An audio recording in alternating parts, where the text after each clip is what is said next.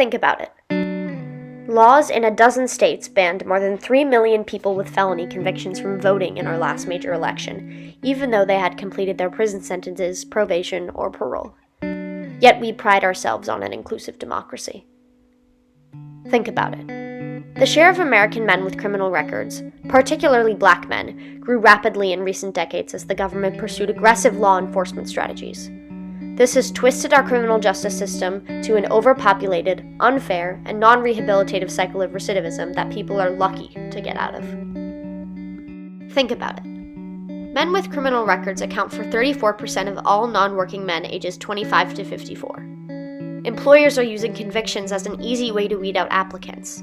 This reluctance of employers to hire people with criminal records, combined with the laws that place broad categories of jobs off limits, is barring ex-felons' abilities to become not just somebody who was convicted in the past, but someone who is getting better and becoming a productive member of our society. It is not just a frustration to us, but it limits the desired large pool of workers that America should strive for. Take Hugh Mursky.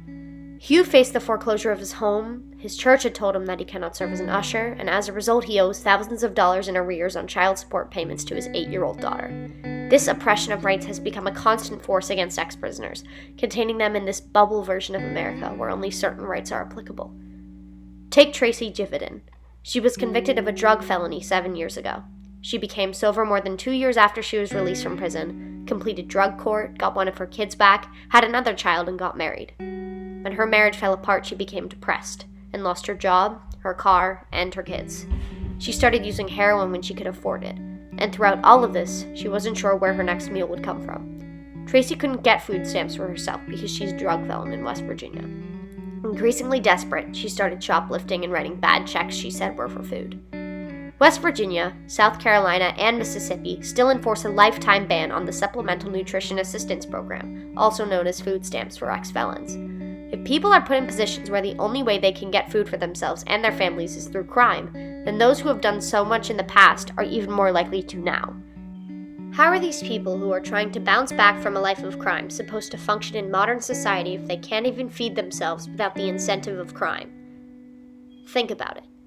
When people are jailed for even a short period of time, they can lose their employment, their food, their savings, their residence, and even custody of their children.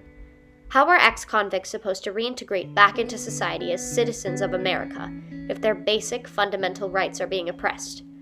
How are felons supposed to differentiate themselves and have the motivation to change if they are constantly reminded of the past offense they committed and it becoming the sole reason they live in the marginalized way that they are forced to?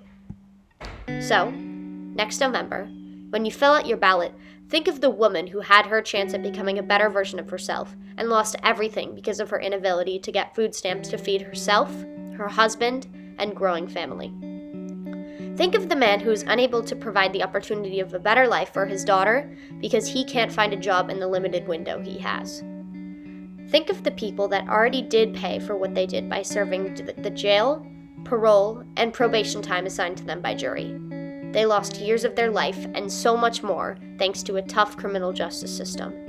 These post-jail consequences solely keep them down and make success nearly impossible.